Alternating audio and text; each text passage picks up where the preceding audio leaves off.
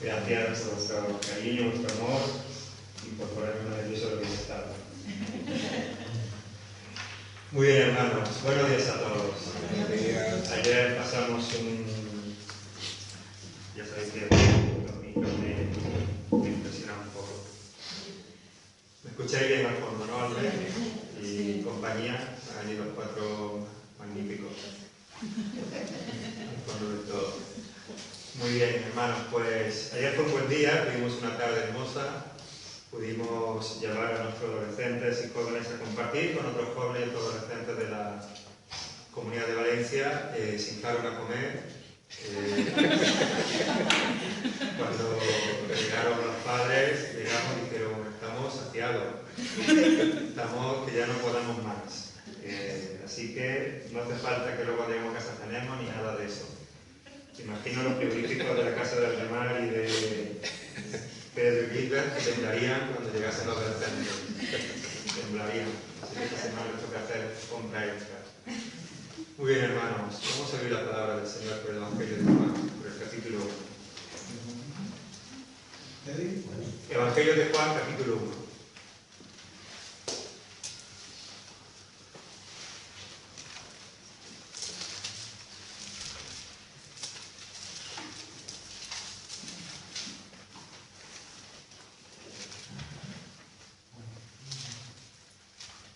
Tengo una... Ahora digo el capítulo, el versículo, no se me olvida. Tengo una afición que últimamente la tengo un poquito descuidada, y es la de ir recopilando frases que para mí o para mi opinión son importantes, o que la lectura de algunos libros que voy leyendo creo me impacta. Y tengo también, yo tengo puesto frases que molan, ¿no? Y en otro apartado, soy así de raro, tengo otra frase que pone frases graciosas, ¿no? También de las que voy leyendo y que me gustan, y voy recopilando frases importantes o frases que me han hecho recapacitar o pensar o que me resultan graciosas, lo tengo así. Alguna de ellas es Jim Elliot, el misionero que fue a predicar a los Outcasts. Dijo lo siguiente: no es necio aquel que da lo que no puede retener para ganar aquello que no puede perder. Está hablando de entregar su vida a la misión del Señor, ¿no? No es necio aquel que da lo que no puede retener para ganar aquello que no puede perder, ¿no? Y me impactó esa frase cuando la leí y la puse. Y otra me hizo mucha gracia, de un cómico muy famoso, que dijo una vez: he disfrutado mucho con esta obra de teatro, especialmente en el descanso.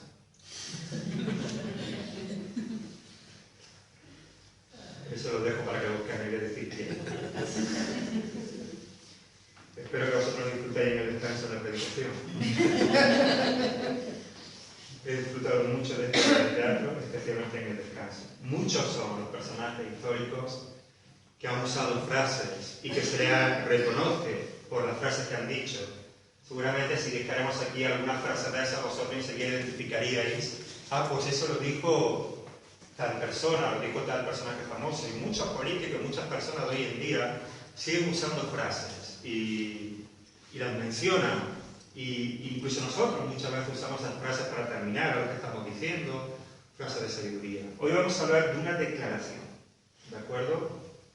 De eso vamos a estar hablando esta mañana y seguramente no dé tiempo a terminar. Pero tal vez sea la declaración una de las más importantes, llena de profundo significado y verdad que jamás hombre alguno haya hecho. Quien la pronunció, quien la dijo, se dice de él que entre los nacidos de mujer no se ha levantado otro mayor que él. Así que no voy a deciros quién es, pero imagino que ya lo sabéis, y si no lo sabéis, preguntadle al que tenéis al lado. Y si no sabéis el que tenéis al lado, preguntadle al que tenéis detrás. Y si no, pues esperaros. De los nacidos de mujer no se ha levantado uno mayor que él. Jesús dijo estas palabras de este hombre. Vamos a orar. Te damos gracias, Señor, por tu misericordia. Sí. Toda la gloria y toda la honra sea dada a ti. Quita toda maniobra de hombre, Señor. Sé tu Espíritu Santo hablando en nuestra vida. Por favor, Señor. Tú eres el único digno de la gloria y de la honra. Señor, tú mereces toda la alabanza. Bendícenos con tu palabra, Señor. Bendícenos con tu palabra. En el nombre de Jesús de Nazaret. Amén. Juan 1:29. ¿De quién estamos hablando, hermanos? De Juan el Bautista. ¿De acuerdo? Y la declaración tan impresionante, tan maravillosa, tan estremecedora, tan llena de profundo significado y verdad es esta. Dice Juan 1:29. El siguiente día vio Juan a Jesús, que venía a él, y dijo: He aquí el Cordero de Dios que quita el pecado del mundo.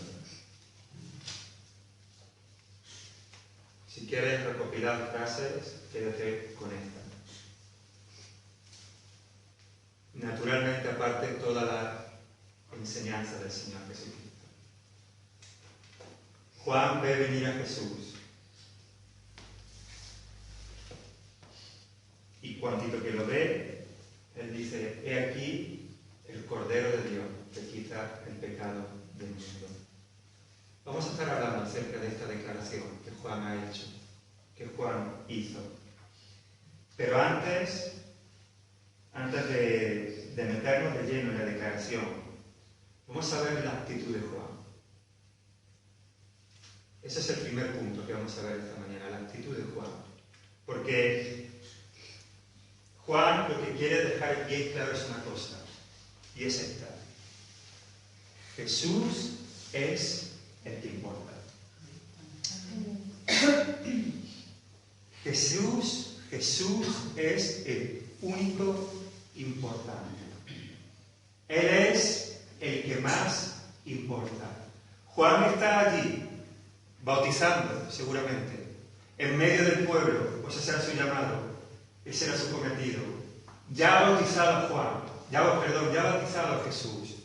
Jesús ya ha sido llevado al desierto por el Espíritu Santo y ha sido tentado por Satanás. Jesús ha salido, hermanos, vencedor de la tentación por medio de la palabra del Dios Todopoderoso. Y vuelve del desierto, seguramente para comenzar ya su ministerio. Y cuando ve Juan venir a Jesús en medio del pueblo, en medio de todo lo que están escuchando, seguramente bautizando allí, aunque eso no nos dice el texto que estuviese bautizando, pero es muy posible que fuese eso, pues ese era su llamado. Pero lo que sí nos dice es que está en medio del pueblo, que está allí. En cuanto que ve a Jesús, ¿qué hace Juan? El que importa es este. Este es el que importa. Este es el Cordero de Dios que quita el pecado del mundo. Es Él. Allí están también sus discípulos. Está Juan, dice el versículo 35 y 37. El siguiente día otra vez estaba Juan y todos sus discípulos. Así que ahí tenemos a Juan con sus discípulos. Ahí tenemos a todo el pueblo escuchando la predicación de arrepentimiento de Juan. Pero cuando ve a Jesús que viene hacia él, inmediatamente desvía toda la atención y todas las miradas a Jesús. He aquí el Cordero de Dios que quita el pecado del mundo. Bien por Juan. Bien por lo que nos está enseñando. Bien por su impresionante declaración. antes de su declaración, vamos a ver su actitud. ¿Qué es lo que Juan primero hace notar? Miradle a él. No me miréis a mí. Yo soy simplemente un heraldo, un mensajero. Yo soy aquel de que dijo el profeta Isaías, preparar camino para ¿quién? El Señor. ¿Quién es el Señor? Jesús. ¿Quién es el que importa? Jesús. ¿Quién es el único que importa? Jesús. Así que Juan lo primero que dice es, he aquí. Y Juan está diciendo, miradle a él. De nuevo Juan deja bien claro cuál es su única misión. Y es señalar a Cristo. Juan no era nada, Cristo lo era todo. Juan no pretendía ninguna grandeza, ni ningún reconocimiento para él. Era solo el hombre que, como si dijéramos, descorrió el telón y dejó a Jesús ocupando en solitario el centro de la escena. Hermanos, los galardones, que nuestro corazón anhele los galardones en el cielo. Que anhelemos el buen siervo fiel, entra en el gozo de tu Señor. Que anhelemos eso. Pero no el aplauso, pero no el reconocimiento. Que sí que gusta, hermanos. Gusta porque tenemos una carne.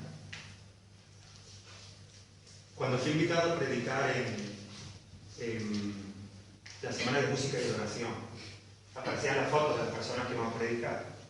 Y eso se manda a toda España, en la web. Y por un momento pensé, anda, mira, mi foto va a ver todo el mundo. Qué débiles somos. Qué débiles somos. Y además el enemigo está ahí, susurrándote al oído, ¿qué importa hacer? ¿Qué va? Que el Señor nos guarde, hermanos, de verdad. Orad. Yo os pido, hermanos, que oréis por mí para que yo nunca, hermanos, nunca, como iglesia lo pido, hermanos, de verdad, y estoy diciendo en serio, orad por vuestros pastores y por mí, para que nunca mi corazón se enaltezca, hermanos. Os lo pido de verdad. De verdad, hermano, no estoy diciendo para que penséis que el pastor, no. ¿Por qué? Somos débiles, y yo soy débil. Pero Juan lo tiene muy claro. Y Juan nos lo está enseñando. Miradle a él. He aquí el Cordero de Dios que quita el pecado del mundo. ¿No tiene que ser este mismo cometido en nuestros hermanos? Este mismo cometido es el que nosotros debemos realizar. Guiar a toda persona a que fije sus ojos en Cristo y jamás en nosotros o en nuestras obras. Pues, hermano, debemos reconocer que aunque la gracia de Cristo sea manifestada en nuestra vida, que aunque somos salvos por su misericordia, por Él, aún nos queda mucho en el proceso de santificación. El proceso de salvación ha sido realizado, cumplido y perfecto. Pero andamos todavía, hermanos, en el proceso de santificación. Y aún nos queda mucho, hermanos. A mí me queda mucho, muchísimo. Fallamos, cometemos errores, metemos la pata, hermanos. No siempre somos obedientes. Faltamos más de lo que quisiéramos, hermanos. Y nos compungimos y pedimos perdón. Pero faltamos más de lo que quisiéramos al amor, la misericordia, la fe, la oración, la comunión y otros aspectos del Evangelio. Nos queda mucho, muchísimo, si alguna vez llegáramos o llegásemos a decir, como dijo Pablo, ser imitadores de mí, como yo de Cristo. Yo no me atrevo a decir eso.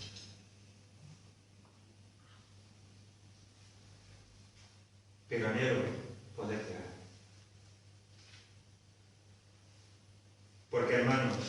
si bien este debe ser el anhelo de nuestro corazón, el esforzarnos y el no conformarnos en nuestra debilidad. Saber que somos débiles, hermanos, pero no conformarnos con nuestra debilidad, sino ir creciendo en santidad y amor.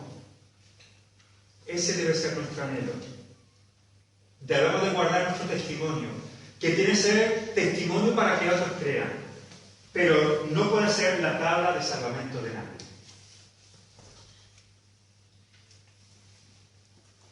Porque cuando nosotros metamos la pata, ¿qué pasará entonces? Cuando erremos o nos equivoquemos, ¿qué pasará entonces? Miradle a Él. Y Juan podría decir, yo creo como Pablo, ser imitador de Dios. Juan sí podría decirlo. Y Pablo también. Pero Juan, rodeado de un montón de gente, ve venir a Jesús y ¿qué está diciendo Juan? Todo lo que estáis aquí, atendedme, miradle a Él. Ya dejad de poner los ojos en mí, miradle a Él. Él es el Cordero de Dios que quita el pecado del mundo. Él es el que importa. Él es el único. Así que, hermanos, tiene que ser nuestra voz bien en alto, miradle a Él. Creedle a Él. Vivid para Él. Reconocedle a Él. Convertíos a Él. Ese tiene que ser nuestro anuncio. Nuestro mensaje. Eso es lo que Juan está haciendo. He aquí el Cordero de Dios. Naturalmente que Dios usa, hermanos, y puede usar nuestra vida para que este mensaje llegue a otras personas. Claro que sí. Y que dé fruto. Pero solo Él es el Señor. Solo Él salva. Solo Él es nuestra esperanza. Solamente Él. Así que, hermanos, lo primero es miradle a Él. No me mires a mí. Escucha mis palabras, porque no son mías. Son del Señor. ¿Y cuándo son del Señor? Cuando decimos lo que la palabra de Dios dice. No cuando lo que yo pienso, creo o entiendo, sino lo que la palabra de Dios dice. No son nuestras palabras, son las palabras del Señor. No nuestra inteligencia, es la obra del Espíritu Santo. No son nuestras fuerzas, son las fuerzas del Señor. No es que nosotros podamos convencer a nadie, es el Señor. Pero sin duda alguna Dios puede usar nuestras vidas, pero es Él. Así que, miradle a Él. Mirad la cruz. Mirad su amor. Mirad su misericordia.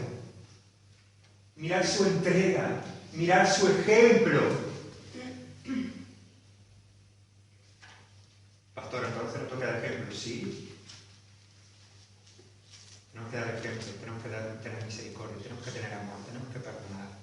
Pero, ¿cuál es, hermano, nuestro mayor ejemplo? Cristo. Así que, no ores como yo oro, ora como Cristo ora. No ames como yo amo, ama como Cristo ama. ¿Me explico, hermanos? ¿Qué pregunta nos falta? Si vosotros intentáis. Tendré que preguntar, ¿me he explicado bien? Seguidle a Él, miradle a Él. Y lo segundo, hermanos, que Juan tiene bien claro que primero, miradle a Él. Y segundo, seguidle a Él. Fíjate lo que ocurre más adelante. Otro día, los versículos del 35 al 37. Nunca me había dado cuenta de esto. Lo he leído un montón de veces. Yo nunca me había dado cuenta. Dice el versículo 35, en el capítulo 1. El siguiente día otra vez estaba Juan y 2 de sus discípulos. Y mirando a Jesús, que andaba por allí, dijo: He aquí el Cordero de Dios. Le oyeron hablar los 2 discípulos y siguieron a Jesús. Y ya no volvieron con Juan. ¿Sabéis quién eran estos 2 discípulos? Andrés y Pedro. ¿Eran discípulos de quién? De Juan. Nunca me había dado cuenta. Esto es lo que tenemos que aprender de la palabra. Juan y Andrés eran discípulos, Pedro y Andrés eran discípulos de Juan. Pero cuando Juan dice: He aquí el Cordero de Dios, ¿qué hacen Andrés y Pedro? Siguieron a Jesús. ¿Y qué hace Juan? Se enfada. Me voy a otro lugar.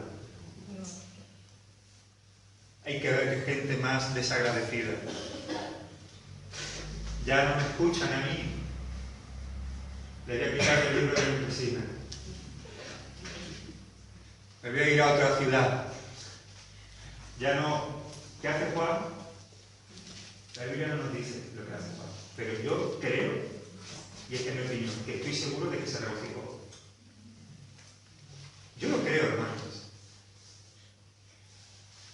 Tal vez cuando veamos a Juan nos diga: bueno, pues, no, pero yo creo de verdad que él se regocijó, se alegró. Por lo que nos dice el Evangelio acerca de Juan.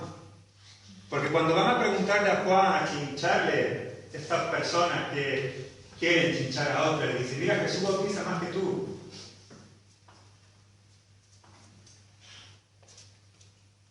¿Qué dice Juan? Es necesario que deje que yo me acuerde. Y el que tiene la esposa es el esposo. Y el amigo que está a su lado se alegra de que el esposo tenga la esposa. El amigo se alegra. Nunca tiene envidia. Es necesario que yo. Es necesario que todos nos que el Señor cree. Así que Juan primero dice: mirad de él. Y segundo, seguidle a él. Seguidle a él. No se enfada Juan, no creo que se enfade. Pedro y Andrés son discípulos de Juan. Pero con toda seguridad, creo que Juan ni se enfadó, ni pataleó, ni protestó, sino más bien se regocijó de que siguieran al Maestro.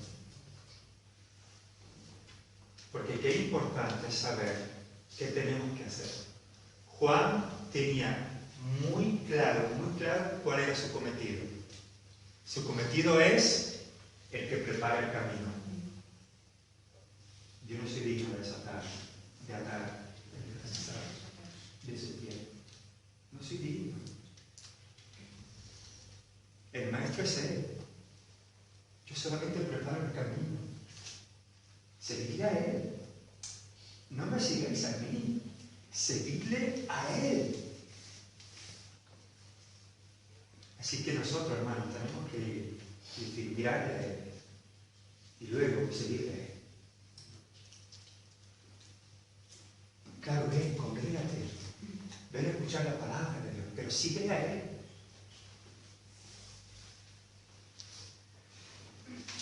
Lleva a las personas a Cristo, hermanos.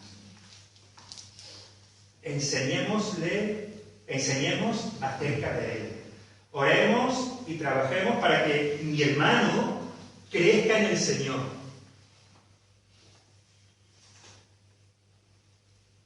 Alegrémonos y gocémonos cuando veamos que cualquiera de nuestros hermanos busca más de Dios. Quieren ser más santos, servir más. No tengamos envidia, no tengamos celos. No hay nada más hermoso, hermano. Pidamos al Señor por su misericordia, por su gracia, por su amor, que tenga a bien, que le parezca bien el que nosotros podamos edificar su iglesia. sobre el fundamento que es Cristo. Eso es un regalo, hermanos. Eso es un honor. Eso es algo increíble. Que el Señor tenga la misericordia a nuestra vida de que podamos ser herramientas suyas. Que el Señor puede usarnos para edificar su iglesia. Pero gocémonos, hermanos, alegrémonos cuando el hermano crece en el Señor. Cuando Dios le da la oportunidad de bendecir a otros, cuando Dios le da la oportunidad de que lo invitan a una iglesia o en otra, o el hermano crece, quiere ser más santo, quiere servir más, y quiere orar más, quiere más del Señor y lo anhela. Y gocémonos. Eso tiene que ser nuestro gozo y nuestra alegría.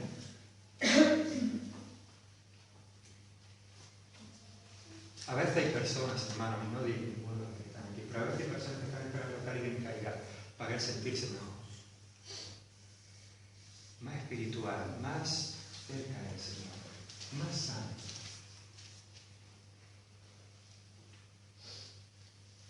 Cuando tiene que ser nuestro gozo y nuestra alegría que todos los que nos rodean, todos nosotros, hermanos, nos gocemos y alegremos de tú que quieres leer la Biblia, bendito sea el Señor. ¿Tú qué quieres? Buscar más al Señor, buscar más, bendito sea el Señor. ¿Tú qué quieres? Ser más santo, bendito sea el Señor. ¿Qué puedo hacer? Tal vez esta semana podríamos meditar en eso. ¿Qué puedo hacer, Señor, para que mi hermano sea más bendecido por ti? ¿Qué puedo hacer para que mi hermano anhele más de ti? ¿Qué puedo hacer? Señor, guíame, enséñame, ayúdame, muéstrame el camino para edificar iglesia. Para hacer de bendición, de ayuda, para que me goce cuando veo que mi hermano está cesando. Mira Juan. Andrés y Pedro se van. Le preguntan a Jesús, ¿dónde moras? Queremos ir contigo. Juan ve que estos dos discípulos suyos, hemos leído esto, ¿verdad? Que eran discípulos de Juan. Los dejan a él y se van detrás de Jesús. Y Juan los ve marcharse. Juan está aquí y Joaquín, ven. ¿Qué vas a hacer de Andrés? Pedazo de Andrés. ¿Ves a Jesús y qué haces? Claro. ¿Qué vas a hacer? Vete. ¿Ven? Y Juan lo ve. No, a mí no mires. ¿Ven? Y Juan lo dice. Juan lo dice. ¿Y qué hace Juan? Así es como tiene que ser. Gracias, Joaquín. Así es como tiene que ser. Juan, estoy seguro, hermano, que no se enfada. Que no se enfada. Yo creo que Juan, y esto ya es mucho imaginar, pero yo creo que Juan ve irse a Pedro y a Andrés con Jesús, y yo me lo imagino así. Gracias, Señor. Todos más para tu rey. Todos que te siguen a ti. Gracias, Señor. Creo que eso es lo que Juan. Es mucho imaginar, yo eso me va de imaginación, pero seguro que no se enfada. Seguro que no, hermano. Así que, mira a Juan, miradle a él, seguidle a él. Es necesario que y no nos vamos a parar, eso sería un gran explicación. Pero, hermanos, cuando nosotros vayamos, prediquemos, miradle a él, seguidle a él. Cada vez Dios te use y esta persona vive en otra ciudad, vive en otro país. Congrégate donde haya una iglesia, pero síguele a él. Síguele a él. Volvamos ahora, hermanos, a la declaración. Esto era solamente la introducción. He aquí el Cordero de Dios, que quita el pecado del mundo. ¿Qué piensas tú, hermano? ¿Cómo tuvo que resonar esto en aquellos que estaban oyendo a Juan? Porque nosotros tenemos la luz del Nuevo Testamento. Y por la gracia del Espíritu Santo en nuestra vida, entendemos qué significan estas palabras. O por lo menos intentamos y tenemos luz de lo que significa esto. Pero allí está el pueblo judío, la nación de Israel, escuchando a este hombre que está hablando, y cuando ve aparecer a Jesús, que Jesús viene hacia él, ese texto como he leído, el versículo 29, Jesús vino hacia él declara esto, y esta es la declaración: he aquí el Cordero de Dios, que quita el pecado del mundo. ¿Qué piensas tú que se le puede venir a la mente a todo el auditorio que Juan tiene? A todas las personas que están escuchando allí, cuando Juan dice esta declaración, ¿qué es lo que ellos piensan? ¿Qué pueden pensar ellos?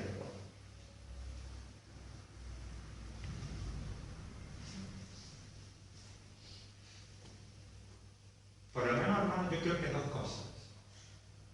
Uno, el Cordero de la Pascua, porque la Pascua estaba pronto para celebrarse. Todos estos primeros capítulos, hermanos, del Evangelio de Juan, están envueltos también por la fiesta de la Pascua. El capítulo 2, versículo 3, que si alguien puede leerlo, nos dice que la Pascua estaba pronto para celebrarse. 2:13, que dice: estaba cerca la Pascua de los judíos y subió Jesús a Jerusalén. ¿Qué era la Pascua, hermano? ¿Por qué se celebraba la Pascua? ¿Quién instituyó la Pascua? ¿Cuándo se instituyó la Pascua, hermanos?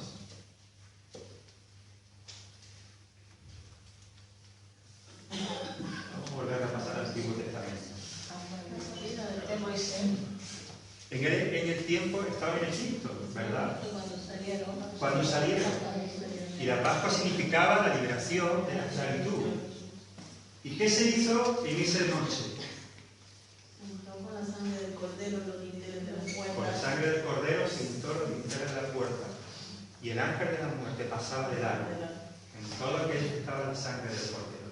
Así que mira, vamos a meternos, vamos a dejar en el tiempo. Estás escuchando a Juan, tú eres judío. Si algo tienes claro es la Pascua, una cosa. Y otra cosa que seguramente pueden estar pensando es el sacrificio que todos los días, mañana y tarde, se hacía de un cordero en el templo por los pecados del pueblo.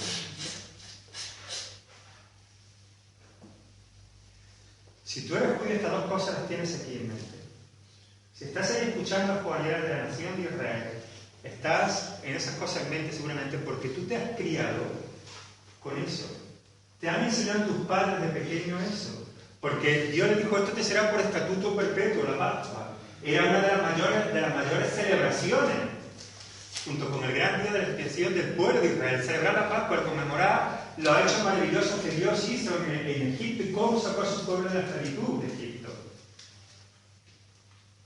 Y cómo en el día del juicio de Dios sobre Egipto no tocó al pueblo de Israel, porque la sangre del cordero lo ayudó.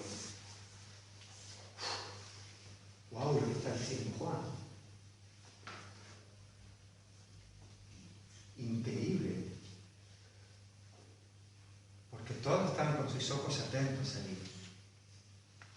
He aquí el Cordero de Dios, que quita el pecado del mundo. Fuese, hermanos, que pensaran, o estuvieran pensando en el Cordero de la Pascua, o fuese que estuvieran pensando en el Cordero del sacrificio de todos los días, este hombre va a morir.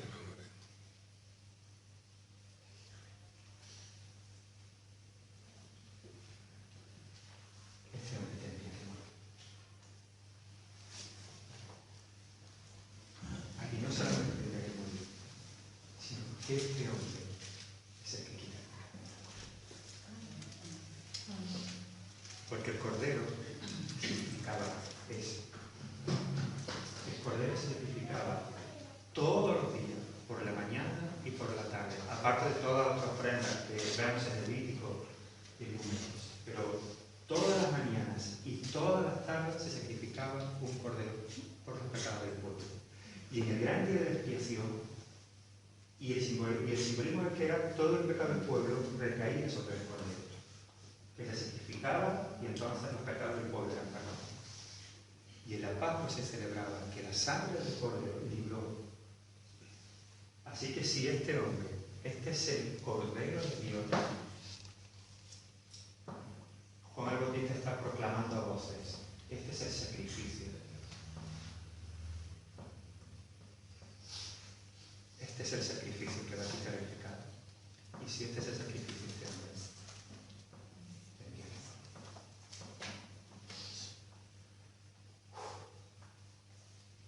¿Qué significaría eso para Juan?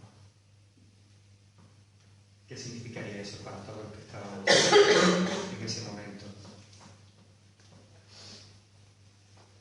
Porque ese es el contexto, hermano. Éxodo ha sido, nos dice,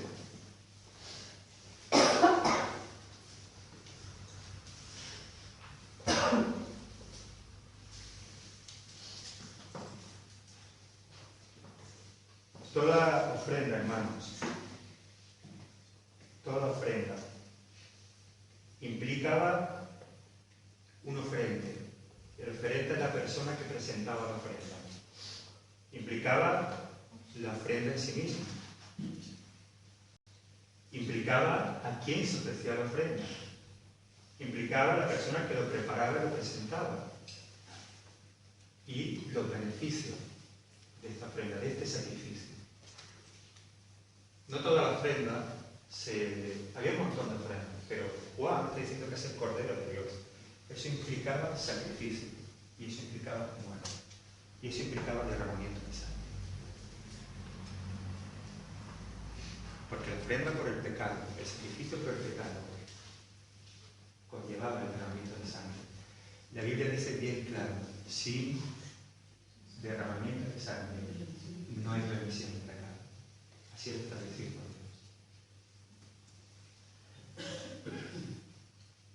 Éxodo, en la ley, Dios dijo por la mañana y a la tarde, siempre que será esto, estatuto perpetuo, un cordero de la mañana y un cordero de la tarde. Así que cuando Juan dice eso, yo ahora sí la voy a meter lo que significa todo eso. La primera pregunta, hermanos, es, ¿quién presenta entonces la ofrenda? ¿Quién presenta la ofrenda? Porque alguien tiene que presentar el sacrificio. Si Jesús es el Cordero de Dios, ¿quién presenta? Juan no es. Juan está diciendo que este es el Cordero. Está declarando. Pero ¿de dónde viene? De Dios. De Dios. ¿Veis, hermanos? Cuando se nos pregunta a veces, ¿de qué os gloriáis? ¿De qué os jactáis? Esta ofrenda que se presenta, cuando hablamos de ofrenda, hermanos, entenderlo, este sacrificio que es Cristo, es presentado ¿por quién? Porque por alguien tiene que ser presentado. Por Dios, Dios mismo. ¿Entendemos ahora también lo que significa Juan 3:16? Pero cuando hablamos de Juan 3:16 siempre hablamos del amor. De tal manera amó Dios al mundo que ha dado. Pero, fijaros, de tal manera amó Dios al mundo que ha... ¿Quién lo da? Dios. Pero, ¿lo da cómo? En sacrificio.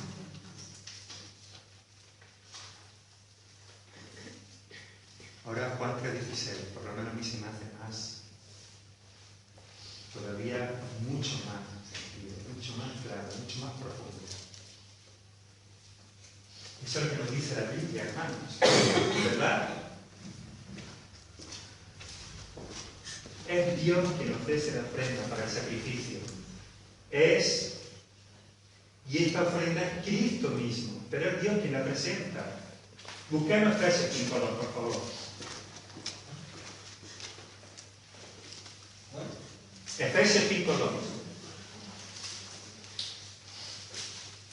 Voy a decir más claro. Busca Efesios 5:2. Sería en Andalucía. Busca Efesios 5:2. Efesios 5:2.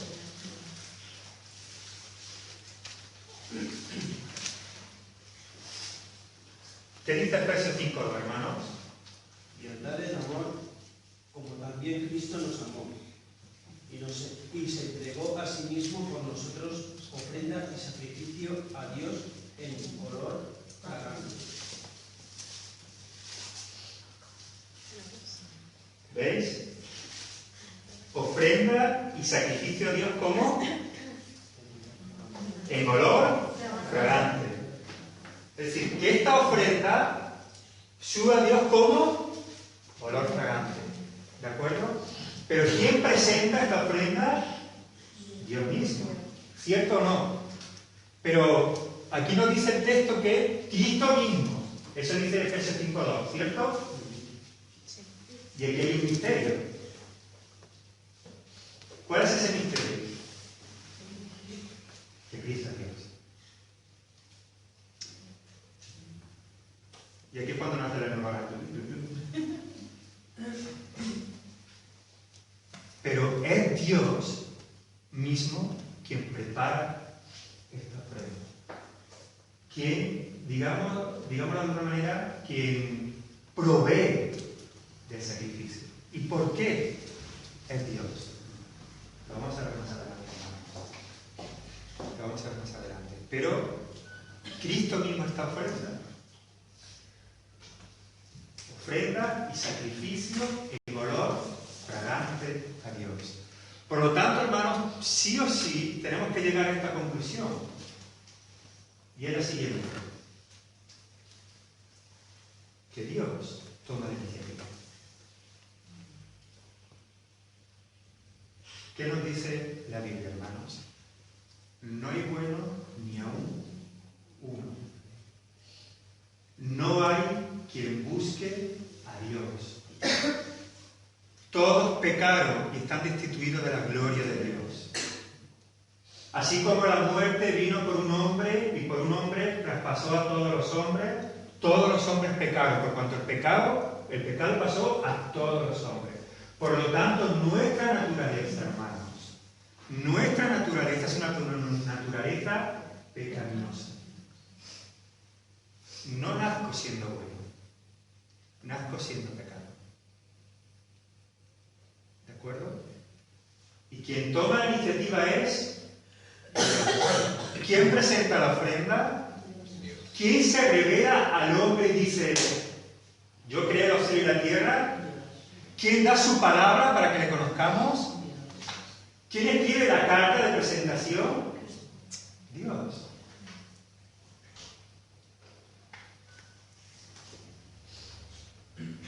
Yo te escribo una carta y en la carta me presento y te mando mi carta, pero yo hasta que no escribo la carta tú no me conoces.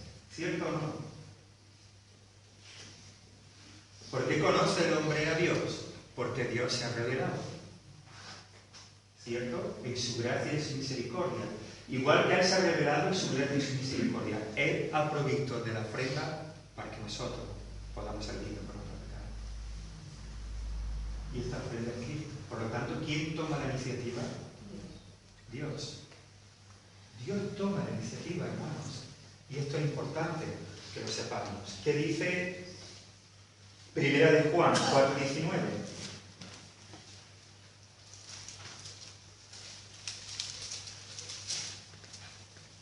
Nosotros le amamos a Él porque Él nos amó primero. ¿Por qué le amamos nosotros a Él?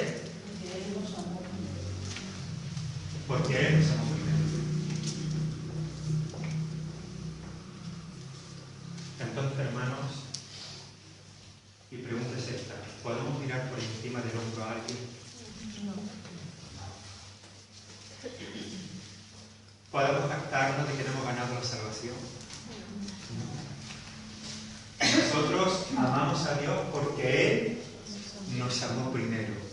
Cristo, ofrenda aceptable y agradable a Dios como olor fragante. De tal manera amó Dios al mundo que ha dado. ¿Quién toma la iniciativa? Dios. Y ahora esta es otra pregunta. ¿Cuánto conoce se vuelve a Dios?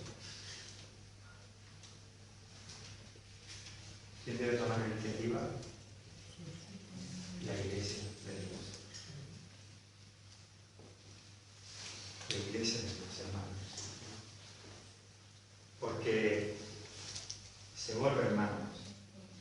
No saben que están bajo la ira de Dios. Piensa que todo está bien. Que todo está perfecto. Que todo está genial. El velo no le ha sido corrido, no le ha sido abierto. Y están ahí fuera, hermanos, pasean por nuestras calles y son nuestros vecinos. Se sientan a nuestro lado a tomar café. Vamos a comprar a sus tiendas. Nos venden el agua, el pan y la leche. Nos venden el butano. Pero no conocen a Dios. Y ellos no van a tomar la iniciativa de buscar a Dios. A no ser que Dios ponga eso en su corazón. Y Dios puede hacerlo, por supuesto, y lo hace. Pero ¿quién tiene que tomar esa iniciativa? ¿De quién es esa responsabilidad? De la Iglesia del Señor. Ya tenemos folleto. Tenemos la palabra. Y tenemos la oración. Oremos para que se preparen los campos y sembremos para que dé fruto. Y el fruto y el crecimiento. Pero ¿quién toma la iniciativa para que nosotros podamos ser salvos? ¿Quién presenta esa ofrenda? Dios. He aquí, fíjate la declaración de Juan, he aquí el cordero de... Había una ofrenda que tenía que entrar el cordero para ser sacrificado. Y Juan está diciendo, este es el cordero de Dios. De tal manera, Dios, el mundo que ha dado. Cristo, ofrenda, olor fragante, olor grato a Dios, se dio a sí mismo, pero la ofrenda la trae Dios.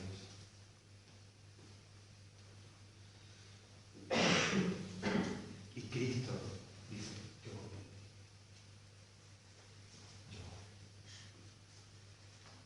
Pero este hombre tiene, porque es el Cordero de Dios. Así que tomemos iniciativa, hermanos, también. Porque no olvidemos que esa iniciativa Dios lo ha hecho con nosotros. Cristo es el Cordero de Dios. Pero Cristo es también el Cordero. ¿Cómo? Porque dice que se entregó a sí mismo por nosotros. Ofrenda y sacrificio a Dios en olor fragante. Por lo tanto, Cristo es el Cordero perfecto. Cristo es el Cordero de Dios y Cristo es el Cordero perfecto. Si vamos al Antiguo Testamento, hermanos, había una cosa indispensable para presentar el sacrificio, que era el Cordero. También se nos dice que podía ser tanto de la oveja como de la cabra, el cordero o el carnero, ¿de acuerdo? Normalmente era cordero, pero también puede ser un carnero. Ahora, era algo indispensable para poder presentarlo como sacrificio. ¿Y qué era? Perfecto, sin tacha. Sin tacha. Perfecto. ¿De acuerdo? Así tiene que ser el cordero. Eso es lo que la ley decía, eso es lo que Dios dijo. Presentaréis un cordero, un carnero, sin defecto alguno, limpio, sin mancha. Cuando se establece la Pascua en Egipto, se le dice que cada familia mate un cordero. Si una familia no tiene, que se junten varias familias. Pero que ese cordero tiene que ser sin defecto alguno. Limpio y sin mancha. El cordero no podía cojear. No podía tener un ojo para Pamplona y otro para Sevilla. ¿De acuerdo? No podía tener una oreja más pequeña que la otra. no podía faltar. No, el cordero, cuando lo elegían, lo examinaban bien, porque para el sacrificio tenía que ser sin defecto. Sin defecto, ninguno. Ninguno. Si era el carnero, no puede tener un cuerno espillado, uno más pequeño que otro, no, tiene que ser perfecto. Aquí está, hermanos, el misterio. ¿Quién se va a presentar perfecto delante de Dios? Porque el problema es este. El hombre ha pecado. Sin derramamiento de sangre no hay remisión de pecados. Juan está declarando, he aquí el Cordero de Dios, que quita el pecado del mundo. Pero Juan, al hacer esta declaración, el Cordero de Dios está diciendo, este hombre es la ofrenda perfecta.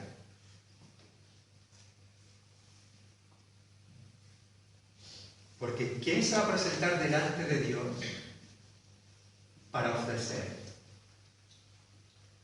Porque tiene que ser perfecto.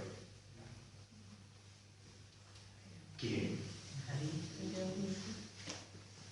Nadie. Solamente Cristo. En el Antiguo Testamento, el sumo sacerdote, en el gran día de la expiación, antes de presentar la ofrenda, tenía que presentar primero ofrenda para sí. Es decir, primero yo me tengo que limpiar y ofrecer un sacrificio primero para mí, para que luego yo pueda sacrificar para el pueblo. Cristo no. Por eso dice Hebreos, un mejor y mayor sumo sacerdote. Porque Cristo no necesita primero limpiarse.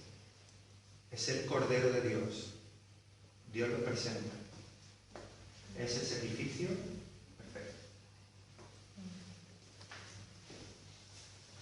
Pero hermanos, vayamos a la Biblia, que es la verdad de Dios, para que veamos que esto es así. Y aquí vamos a buscar varios versículos. Primero, segunda de Corintios, Paula 5:21. Paula se pide esa cosa.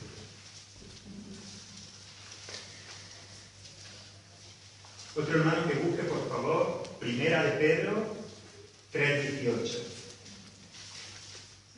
Y otro hermano, por favor, Isaías 53:9.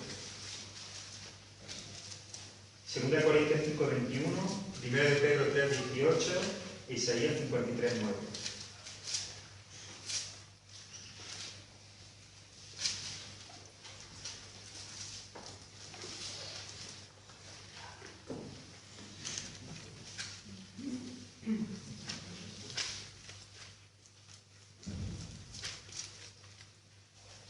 ¿Qué dice segunda de Corintios? 5:21. Sí. Al que no conoció pecado, por nosotros lo hizo pecado, para que nosotros fuésemos hechos justicia de Dios en él. Al que no conoció pecado, por nosotros lo hizo pecado. ¿Qué está diciendo la palabra de Dios? Que Cristo es sin pecado. Y el que no conoce pecado, ¿por qué el pecado fue sobre él? Por nosotros. Por nosotros. Pero la pregunta es, ¿pecó Cristo? No. ¿Cuándo? Nunca. Pero se le atribuyó pecado. Sí. Me habéis dicho, se cargó sobre él el pecado. Sí, pero ¿por qué? Porque es el Cordero de Dios. Porque es el Cordero de Dios. Pero Cristo no conoció pecado. Sacrificio perfecto. ¿Quién se va a presentar delante de Dios como ofrenda perfecta? ¿Quién va a satisfacer la ira de Dios? Pero ¿quién provee? Dios mismo. Dios mismo está diciendo, yo voy a proveer para que mi ira sea pagada. Y para que mi justicia sea hecha. Y para que mi misericordia sea conocida. Y para que mi salvación sea alabada. Preséntese con ofrenda. ¿quién se va a poner delante de Dios? ¿Quién está limpio? ¿Quién es perfecto? El que no conoce el pecado. Como dice hemos leído Corintios, como dice 2 Corintios, el que no conoce el pecado. ¿Y qué dice 1 de Pedro, 3:18?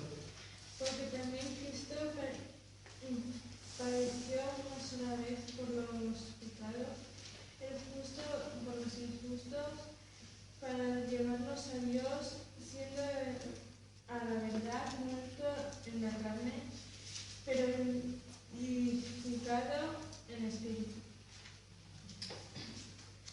El justo. ¿Quién es el justo? ¿Quiénes son los injustos? Y ahora somos justicia de Dios. ¿Justificados por quién? Por Cristo. Que es el justo, el que ha cumplido con toda la historia de justicia de Dios. Cristo, el justo. ¿Veis? La ofrenda perfecta, sin pecado. El que no conoce el pecado, el justo. ¿Y qué dice Isaías 53:9? Y se dispuso con los impíos su sepultura, mas con los ricos fue en su muerte, aunque nunca hizo maldad ni hubo engaño en su boca. No hay bueno ni uno. ¿Se contradice la palabra? Porque el texto de Isaías dice que nunca hizo, ni hubo nunca. ¿Quién de aquí han mentido? Yo he mentido. Y no voy a decir la verdad que he mentido para que no caiga en. ¿Quién de aquí ha deseado alguna vez hacer mal a alguien? Yo. Yo sí lo he deseado mal. ¿Quién de aquí lo ha insultado? Yo. Y digo, pues mucho para eso porque tenemos. Y muchas otras cosas. Por su gracia y su misericordia, yo algunas no, porque sigo el proceso de santificación. ¿Sabes el único que nunca ha mentido? Que nunca dice mentira, que siempre dice la verdad. No es Superman. No es una invención de hombres. Es Cristo. Su palabra es fiel y verdadera. Él es el verdadero, el fiel, el justo. Nunca ha mentido. Nunca ha engañado. Nunca, hermanos, ha envidiado. Nunca, hermanos, ha odiado. Nunca ha cometido pecado alguno. Nunca. Jamás hubo engaño en su boca, ni jamás hizo mal alguno. Lo dijo el profeta, ¿sí o no? Fue crucificado con los, Isaías 53:9, que dice, crucificado entre, enterrado entre los, aunque nunca hubo ni maldad. No conoció el pecado. El justo, nunca hubo engaño en su boca, ni maldad. Nunca. El Cordero de Dios. Miradle a Él. Seguidle a Él. Porque hay la ofrenda perfecta. Es el Cordero de Dios. Es el Cordero perfecto. Entendemos ahora por qué Dios no iba a recibir ninguna otra ofrenda, ningún otro sacrificio. Dios Padre, no iba a aceptar ofrenda o sacrificio alguno que no fuera Cristo mismo. Porque ¿quién podía presentarse justo, sin engaño jamás en su boca, sin maldad jamás y sin haber pecado nunca? ¿Quién? ¿Quién podía presentarse? ¿Qué debe presentar? ¿Mi vida? ¿Mis obras? mis pensamientos. ¿Iba Dios a aceptar eso? No. ¿Veis, hermanos, lo que significa el Cordero de Dios? Porque era necesario que Cristo apareciese como estaba representado. Porque Dios no iba a aceptar ninguna ofrenda. Cristo es el Cordero perfecto, la ofrenda perfecta, la ofrenda agradable, como dice en Efesios, que sube como olor fragante, la única que iba a aceptar Dios. Por lo tanto, si es la única ofrenda que Dios iba a aceptar, si es el único sacrificio, es el hombre sin pecado, Cristo, el hombre sin pecado, Dios encarnado, Emmanuel con nosotros, Dios con nosotros. Por lo tanto, hermanos, es el único Salvador. El único. Y en ningún otro hay salvación, dice Hechos 4:12, porque no hay otro nombre bajo el cielo dado a los hombres en que podamos ser salvos. No hay otro nombre. ¿Por qué, hermanos? Porque no hay otro Cordero. No hay otra ofrenda que Dios iba a aceptar. No hay otra sangre que nos pueda limpiar. Cuando se mataba al Cordero en el Antiguo Testamento, el derramamiento de la sangre significaba que esa sangre limpiaba. El Cordero inocente muriendo por los pecadores. El Cordero de Dios, el justo por los injustos. Su sangre derramada nos limpia. ¿Qué sangre iba a limpiarnos? Solamente el de Cristo era el que nos ha limpiado. Es que Dios no iba a admitir otra ofrenda. Dios no iba a admitir otro sacrificio. Por eso dice que nuestras obras son ¿qué? Trapos de justicia. No quiere decir que nuestra obra no sirva. Quiere decir que no nos salvan. Es aquí el Cordero de Dios. Mirarle a Él. Seguirle a Él. Es la única ofrenda que Dios va a aceptar. Es el Cordero perfecto. Es la ofrenda de Dios mismo. Es el Cordero de Dios. Sin tacha, sin mancha, sin pecado, sin maldad, sin engaño en su boca. Perfecto. El único Salvador. No hay otro nombre. No hay otro nombre. Y terminamos, hermanos. Terminamos asentando nuestros corazones y afirmando otra cosa. Y para ello vamos a buscar 1 Timoteo 2:5. Hebreos 9:24, Elizabeth, y 1 de Juan 2:1, Pedro.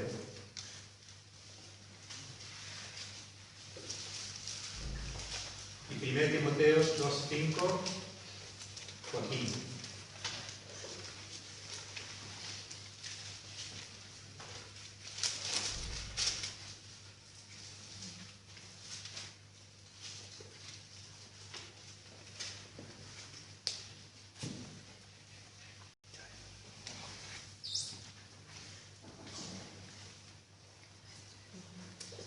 ¿Qué dice en 1 de Timoteo 2:5?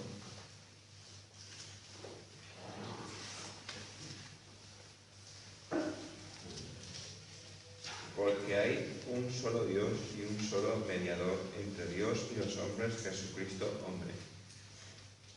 Bien, fíjate con esto. Fíjate con una palabra. ¿Qué palabra?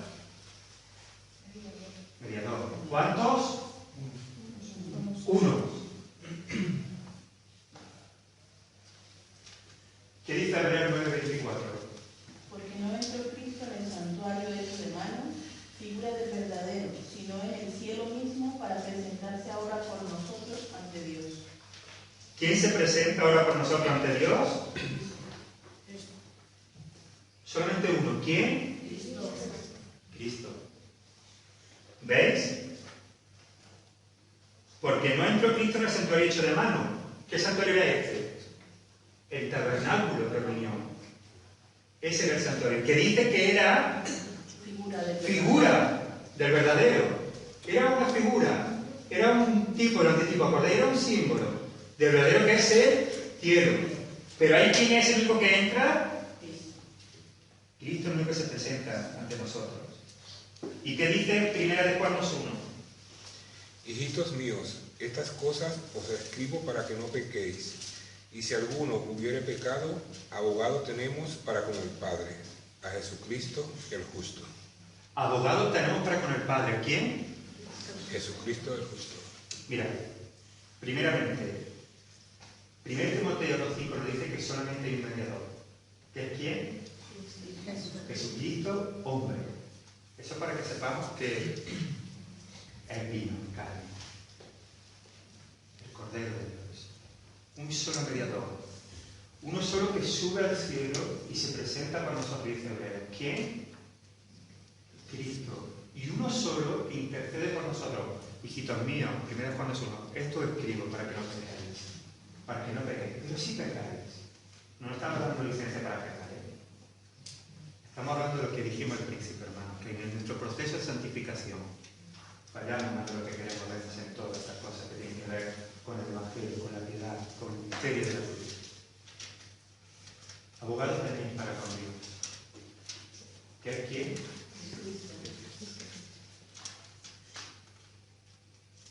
Entonces no es María.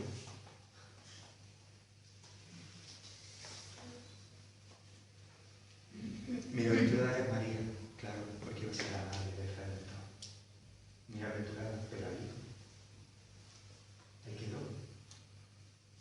Pero quien está intercediendo, quien aboga por nosotros, quien le dice a Dios Padre, te da un libre poder, ten misericordia. ¿Quién es? Aquel que le dice, Padre, tú lo has amado porque me has enviado, ¿quién es? No supera el patrón de Segovia, pero no es el que sube. Solamente una persona está sentada a la diestra de Dios Padre. Una. Y dice la Biblia que intercede por nosotros. Una. Y no es ni Santo Tomás, ni Santiago de Compostela, ni San Gregorio, ni Santo Peña, ni Santa Margarita, ni Santa Nacá. Uno. Un solo mediador. Un solo mediador. Uno solo que aboga por nosotros. Uno solo que sube al cielo por nosotros. Uno solo, ninguno más. Cristo. Amén. Eso significa este ser Cordero de Dios. ¿Por qué solamente Cristo, hermano? Mi pregunta es, ¿por qué solamente Cristo? Porque es la única ofrenda aceptable que sube con olor fragante ante Dios. Si sube otro, es que no sube. Que el único que está sentado a la diestra de Dios Padre es Cristo, que es Dios también. ¿Veis, hermanos, cómo podemos decir claramente que no puede haber otro mediador? Porque Juan está diciendo, este es el Cordero de Dios. Y dice la Biblia, Isaías dice, yo mando a mi mensajero delante de mí para que prepare el camino. Y Juan lo que está haciendo es dar testimonio a todo el mundo del único que va a salvarnos de nuestros pecados. Es que es el justo, es que es el que no cometió pecado, es que Dios no va a aceptar otra ofrenda, no va a aceptar otro sacrificio. Mira, he sacado buenas notas, Señor, sálvame. Señor, he dado a los pobres, sálvame. No.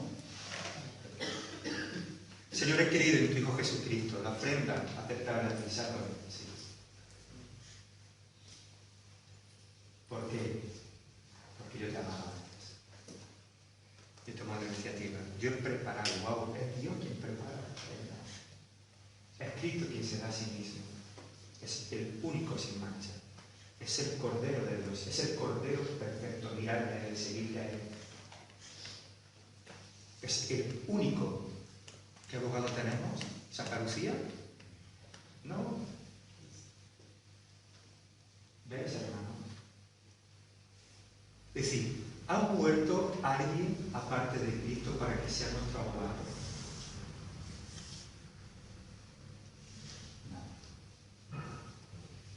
Podemos decir con todo nuestro corazón y con toda verdad, vamos a hablar de que no hay verdad absoluta, que la única verdad absoluta de nuestra salvación es el sacrificio de Cristo en la cruz del Calvario. Y esto es verdad. y es absoluto. Y no hay otro, porque la Biblia lo dice, porque este es el Cordero de Dios.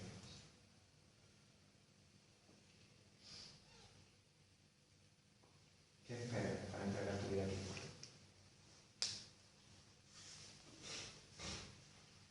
¿Qué esperas para salir a predicar su palabra?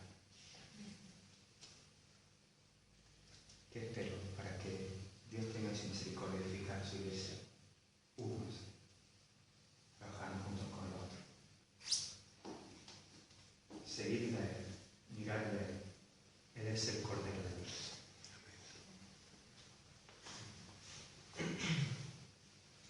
Hay más puntos, pero lo dejamos aquí. Hay muchas frases célebres. Hay muchos personajes históricos. Pero solamente uno es el Cordero de Dios. Fue el Cordero de Dios.